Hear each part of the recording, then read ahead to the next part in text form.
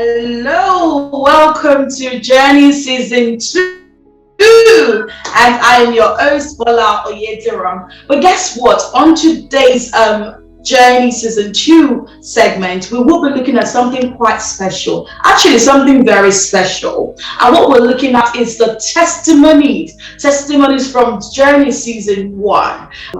Could you please tell, the world throughout the Journey Season 1, which of that Yes. episode or journey really blessed you greatly? Which one would you say throughout all the 10 episodes we had?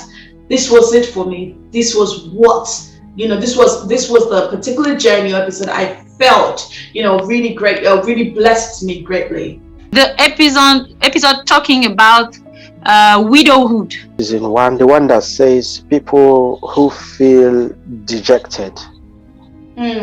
I can't remember the particular episode, but there were two that really struck me. One was about the single parenting, and the other was when you had you did like a reflection. You had a personal experience of like a near-death syndrome. I mean, is it? Yeah, that's I was just crying, and I realized that this woman is so powerful. How God changed her life, her faith, everything. And I was very emotional because it wasn't easy with kids. Widowhood is something very, very, very difficult to live. And I felt lucky and humble because I was thinking about myself. It's like Jesus was telling me, do you think that your case is difficult? If you think that, see this woman. How can you see this woman and still complaining? You don't understand something. And I was very blessed about that because after this episode, many things changed in my life. I don't complain again. Wow. And I received this answer from Jesus. And I say, thank you, my Father. Thank you. I know right now my place. Wow. And I know how I have to manage difficult situation by praying, not complaining. So in this season 1, that rejection also touched me a lot, because before I watched that season 1, I just had an encounter that had to do with that. I do student tutoring on part-time, and because of that, I was hired by some people to help them out in social care works, where I meet people with challenging behaviors, and some of them, their parents, they give up on them because of their behavior or because of so many things. They themselves have even given up. In fact, there was this girl I met. Her mom called me and she was crying because at school she wasn't doing well, and the school had to write to the parents, telling the parents that because of her nature, that they don't think they can accommodate her in the school anymore because she's not doing anything at all. So the mom called me and said someone recommended me to her, and I went there, and the mom was crying, the girl was crying. Me too, I was moved emotionally. So I asked the girl, so I said, what's the problem? She said she can't go to school anymore. She's nobody. In fact, everyone is talking down on her, even her mom, everybody at school, So I looked, I sat her down, I said, okay, fine. If everybody talks down on you, what you have to do is don't let people's opinion about you be your reality. in terms of the near-death experience, it just brought me back to a situation where I was in my house, and I think my daughter was just about 4 years old at the time, and I was reading the Bible before, and I slept after that, and I had a very strange dream, and I'll just bring it. The message of the dream was that I had taken a step. Because in the dream, someone that had passed away, someone I really loved, my stepdad, we were very close, had passed away, was literally calling me. And I'm thinking, what's the living got to do with the dead? I did love you when you were alive, but and I just thought this is so. In the dream, it's like I was questioning it. Like, so when I just woke up from that dream, because on my left he was calling, on my right there was a bunch of people, dressed in black, and there was a woman in a coffin, and I just thought, okay, what does all this mean? So when I woke up from the dream, I am so grateful I woke up from the dream, because I asked God. And that what was that about? God said that while I was walking towards my stepdad, that had it been I had taken one more step, I wouldn't have woken up in reality. That apparently the woman in the coffin was supposed to be me. And I just thought, and I woke up thanking God, thinking, oh my God, my 4 years is just in the other room. Who's going to look after her? Who's going, nobody can be me like me. I want to be the mother of my child. And, so that threw me back, and it just made me thank God as you were sharing that. And, and I said to myself, gosh, it's going to be 11 years now that God, I've been so ungrateful. I've not even gone back to you to thank you for saving me, because I've had the grace to be on earth 8 more years, and I don't know what else you have in store for me, but I know that was not my time. And so that really hit me, and it was close to home for me in terms of reflection. Because I was thinking about myself. It's like Jesus was telling me, do you think that your case is difficult? If you think that, see this woman. How can you see this woman and still complaining? You don't understand something. And I was very blessed about that, because after this episode, many things changed in my life. I don't complain again. And I received this answer from Jesus, and I say, thank you, my Father. Thank you. I know right now my place, and I know how I have to manage difficult situation by praying, not complaining, because I know that however you will still be with me. And it was this message I took from this episode with this woman talking. I was very happy for this episode. It was something blessed me a lot. Wow. Yeah. Thank you, Paloma. I think you've already answered the second question with your rest, because I was going to ask you that. What do you think God was trying to tell you? But I think you've already mentioned that you believe God was saying you should not complain. Not really, because the second part, because when sharing my experience has been a great exercise for me, and I even didn't know that. Especially, that in English, I was afraid because it's not my native language. So I was telling you, how can I talk about this experience? I don't speak good English. And you told me, no, don't worry. But you told me something very important. Maybe you don't remember. Me, I remember. You told me, Paloma, my sister, there must be someone out there who needs to hear your story to get up. And I was thinking about that. I said, okay. But what you don't know is that the person you were talking about was me. Because until I spoke about my own journey, I didn't realize I wasn't totally healed from my past. And talking about that, sharing my story, after sharing my story, I felt myself very, very happy, calm, like something was going out of me. Wow. And it was the last part of my treatment, sharing my story, talking about it. And after that, I feel peace in myself, peace, calm, love, only love, real forgiveness and happiness. Yeah. Wow. All glory to God. So not only testifying to the episode of Widow, what it has done for you, and you mentioned that you believed God was trying to teach you how Yeah. to pray rather than how to be grateful at every point. Then also, if you're watching this, Paloma was one of our guests, and she spoke about her journey of divorce, and she just mentioned that her coming to share a testimony as her journey really was therapeutic for her. It was like she went through therapy, and it was like the last result of healing. So she's been going through healing. It's a process, but she felt that was like a closure sort of. For me, that's a blessing. And she mentioned something really powerful, that after that experience, she felt that peace. It's like she regained her peace and her happiness. And we give God all the glory. So lastly, Paloma, what I'll ask you lastly is, if there's anyone going through any sort of trial or unpleasant journey presently, what would you tell that person?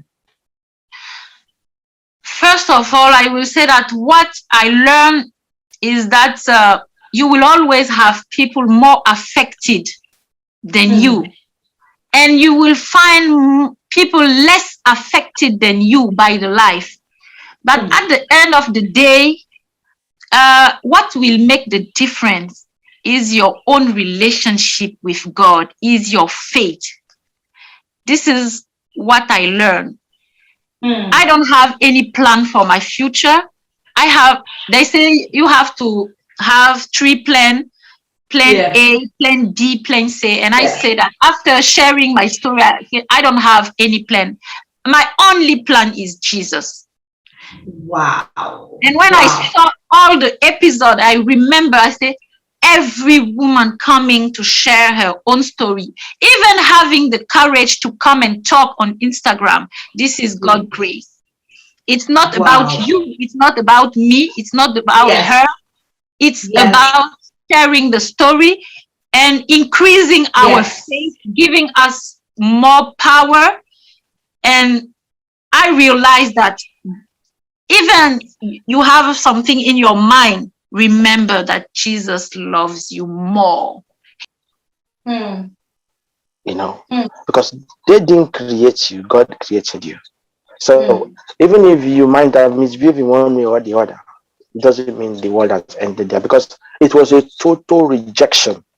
Okay. So when I started teaching her, I started tutoring her in her academic, I now discovered that she actually has confidence, but she didn't believe in herself. She doesn't know anything good can come out of her, because that's what people have been telling her at school. They always look at her as a fool, you idiot, you are too silly, you don't know anything, you can't do anything, just like that. And because of the writings coming from school to the mom to give up on her daughter. So the only person who didn't give up on her was me. Wow. So I said, no, that you are not an idiot.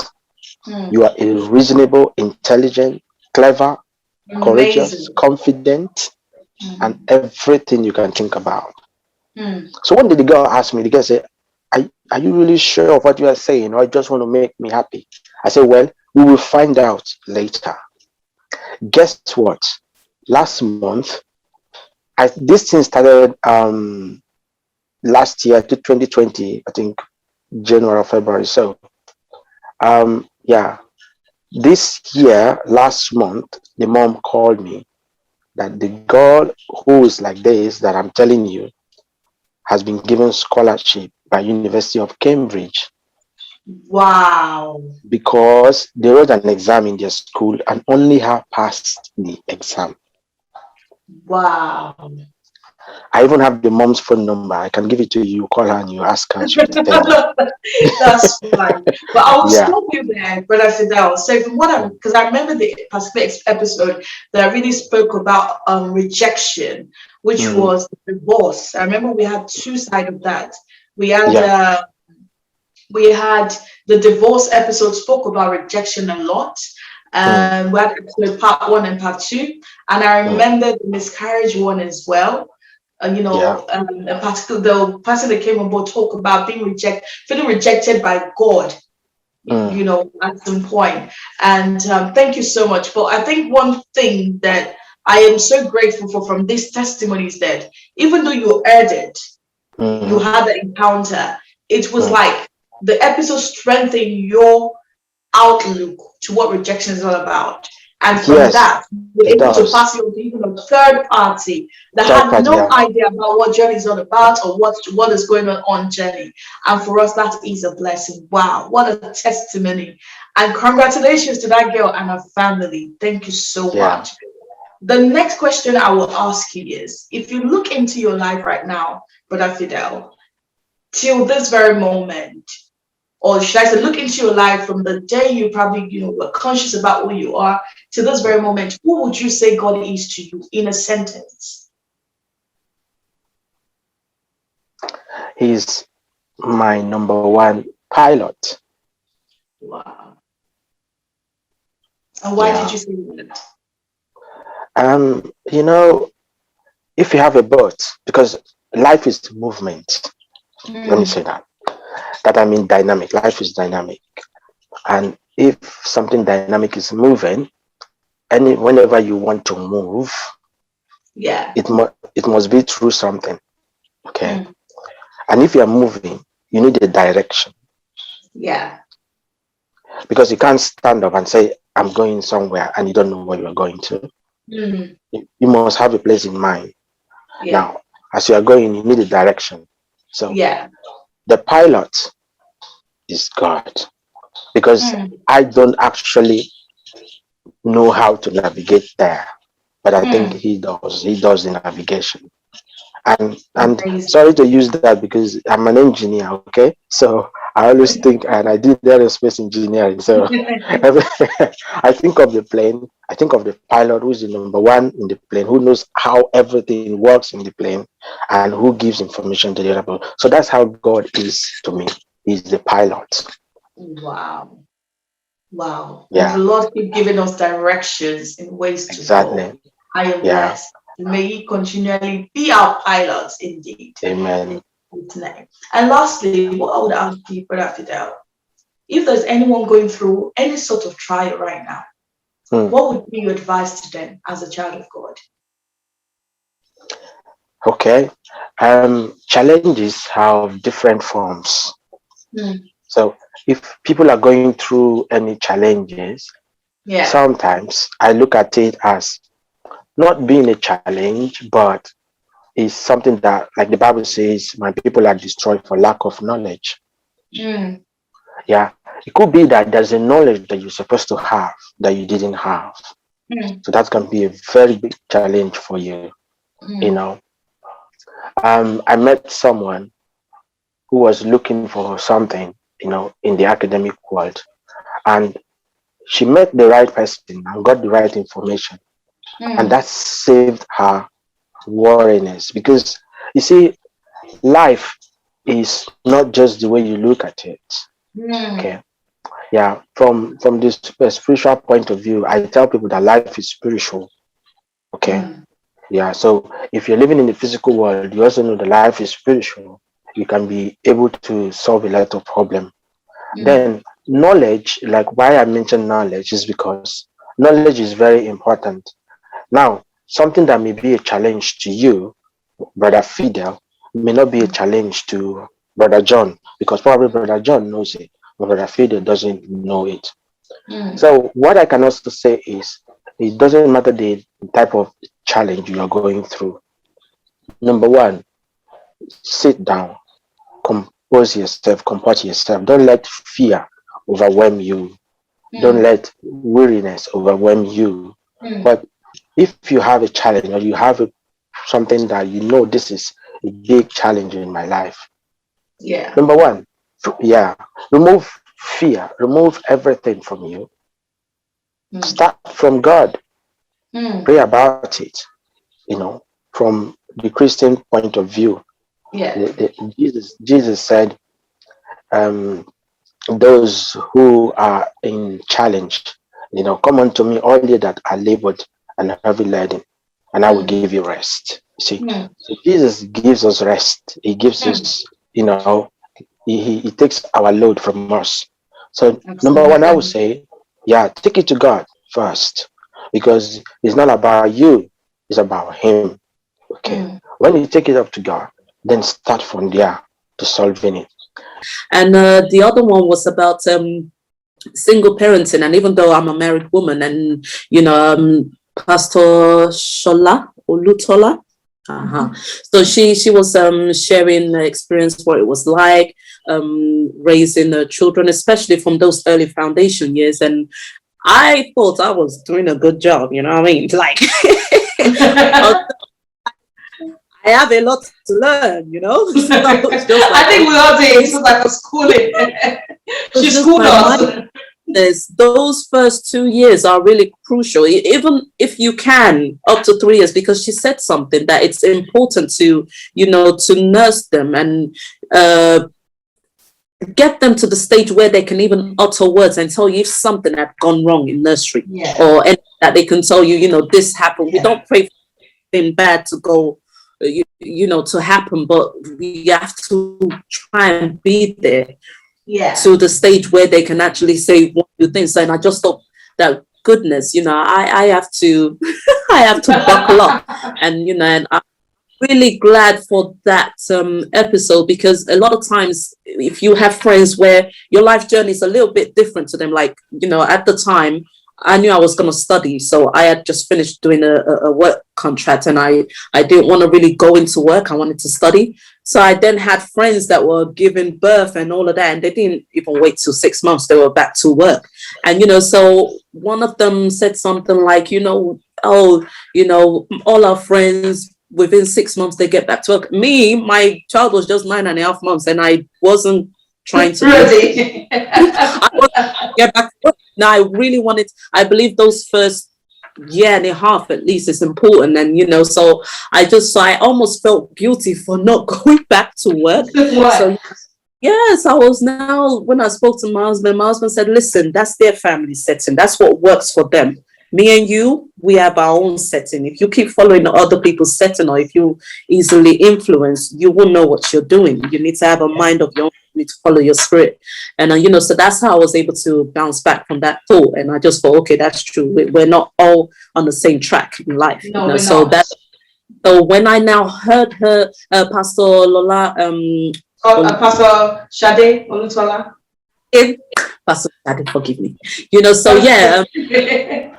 She explained all those things, those first, and I now thought, wow, that this is a woman that's gone in and all out. She was happy to give it all. She didn't really care, and there was this boldness when she speaks. It's like she really don't care what anybody thinks. She just, she just does her thing. That to me was just amazing. That boldness, just following your course. Oh yeah. It really enlightened me. So those two were, profoundly the most, literally all of the episodes in season 1 touched me. And I was always looking forward to it. If I miss it for one reason or the other, maybe, school runs, or I'm trying to sort my assignments out, being a student and all that, I try and pick a day to catch up with everything. Wow. Yeah, it was that impactful, man. I know I have like 2 more I want to watch. I think one of it is the one with Pastor Bolo, and some of the experiences, even those I've not really experienced such, like there was one about I think, was it widowhood? Oh wow. Or the abuse that really touched me. And even though I've never really been in such situation, I literally felt like I was in her shoes. I just kind of programmed my mind to think, how could she have felt? And it just made me feel grateful, for my, our pains and struggles might not be the same, but you can at least feel for others, so every episode has been a blessing. I want to watch the Pastor Bola's one in regards to waiting on the Lord for the fruit of the womb. And even though I'm not ready for that yet, in my mind that should it go left, and maybe it's not happening when I'm ready within 6 months, I want to learn how to wait. I want to know what she did. And so I'm always trying to learn in advance, hopefully with that hope for such to happen to one. But yeah, it's all been, each episode has been great. I look forward to season 2. Wow. It for me came at a time that I really needed direction. I needed to really hear other people's pains and struggles, because sometimes you feel like it's the only you're the only one going through stuff. you know, and my mum passed away January 5th this year, and it was quite hard. I literally felt like dropping out of uni. It was emotionally quite a turmoil. It was crazy, and I just thought, you know, but something kept bringing me back to journey. You know, sometimes you just emotionally don't really want to hear anything, and you don't really want to, it's like you feel like no one really understands, and it's not just about losing a loved one, but so there's some things that comes with it, you know, the politics, the burial, and you know, people you thought you knew going bloody bunkers, mind my language. You know, literally, you know, so it was just like, it seems like it's after certain things happen, you get to see who is really who. And you know, I thought, wow, you know what, I think all I've got is God. I'll ask you, Lisa, if there's anyone going through a challenge right now or going through an unpleasant journey, what would you advise them? In just 1 minute, what would be your advice? You're going through something, you're going through an unpleasant journey, what would be your advice to such person? Hang in there, but most importantly, hang on to God. I know it might feel sometimes you might feel like you don't really want the spiritual stuff, because it kind of gets you into a mood where sometimes like we want comfort, but at the same time we don't want comfort. But we do, we need it. So hang on to God every chance you get. If you don't feel like reading the Bible, if it's music that ministers for you, go on to God. You can't do it alone, and there's always a testimony. Once you have a test, be sure you will have a testimony. Be sure of that. Before you can get a message, you need to go through the mess, you know, and before you can get to that story, that expected end, you know, before you can get to that glory story, you need to go through that story. You need to have your own story, and it needs to be unique. And that's what makes it more profound, because when God does it, when God does it, you can be sure you will end well. Testimonies. So from what you said, if you're going through challenges or any trial of any sort, first, seek God's face. Second, remove fear. Know that God is able to do all things for you. And also seek knowledge. Be empowered with knowledge. Make sure you get wisdom. Is a principal thing. Combine those two together and you are sure into a way of victory in God. And guess what? You've been watching Testimonies so far with Bola Oyediro from Journey Season 1.